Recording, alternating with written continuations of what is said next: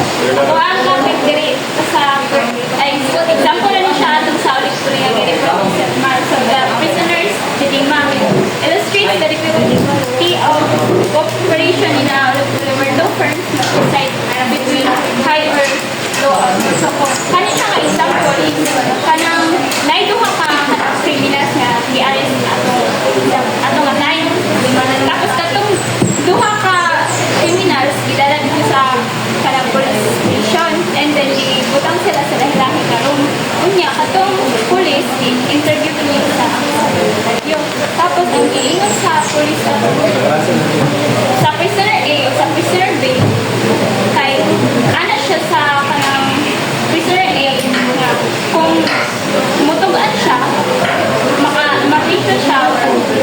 mapriso siya o duha ka tuig tapos kung ang prisoner B kung muto ay mag-remain silent lang dahil silang duha kay nasa na itang 2 years nga priso tapos kung ang prisoner A mutugan na siya 8 years tapos ang prisoner B is 1 year lang iha kung mutugan siya niya kaning prisoner A mutugan pero kung ang paanpod ang prisoner A mutugan siya tapos ang prisoner B dili so baliktad siya din nga ang prisoner A is gets 1 year then B it gets 8 years tapos pag silang duha kay mutugan mas munda ko unlike very asa remain silent lang silang duha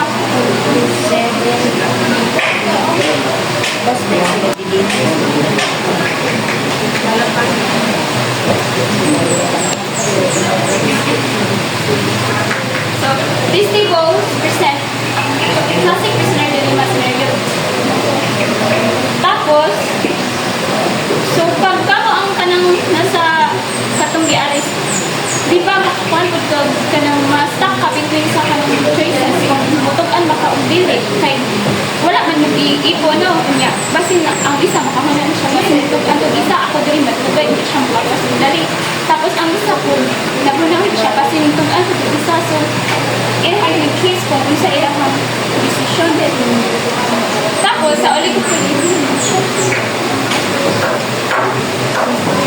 sa oligopoly ang na-firm A o firm B.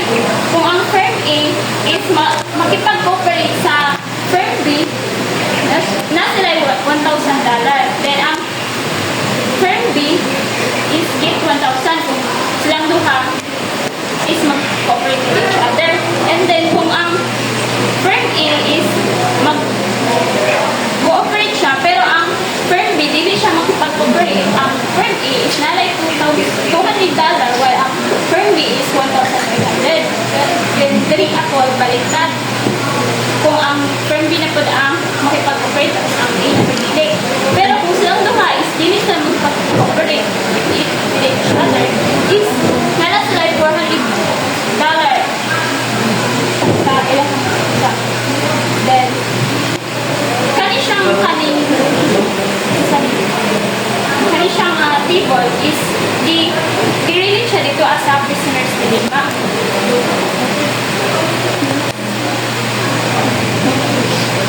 Wala lagi.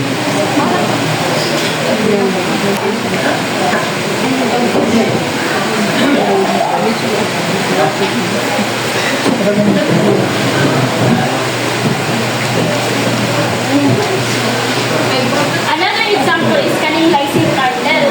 Isa ng lysine cartel. Ang lysine is a $600 million a year is amino acid that farmers, ginagamit siya sa mga farmers para pang-feed and ensure proper growth and is US si Arthur Daniel Smithland or ATM siya itong producer at itong lysine.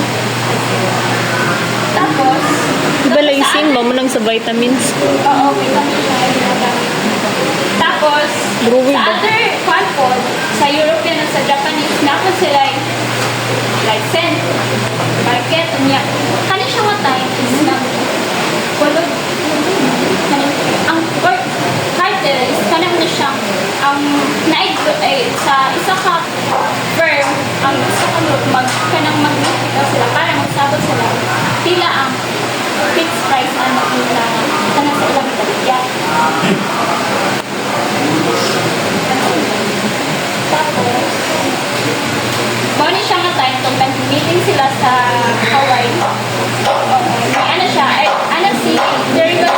sila yung sa ATM, ATM.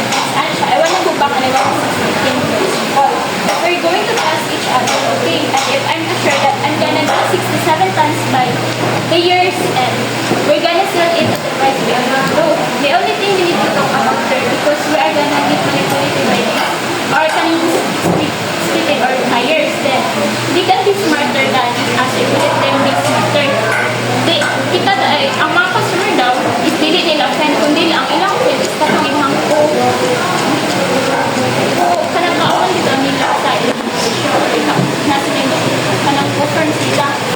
Wanna be closer to, ano siya, you are my friend, and I wanna be closer to you, then I am good in it customer. Because you can make us money, and all I wanna tell you, again, is let's put the prices in the board. Let's all agree that what we're gonna do, and then book out offer and do it.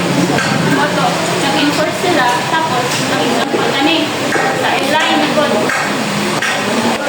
If one per pass, ito siyang naanay king of demand curve. If one per pass, it's priced to $300, it will be able to sell only 11,000 seats. However, if the airline seeks to raise prices, the other monopolists will not raise their prices, and so that the firm raise prices will lose a considerable share of sales. For example, kung ang firm is hintaan siya o $500, ang ilang mga sales lang is 5,000. Kaya pag magkataas kaya ang ratio is magkagamay ang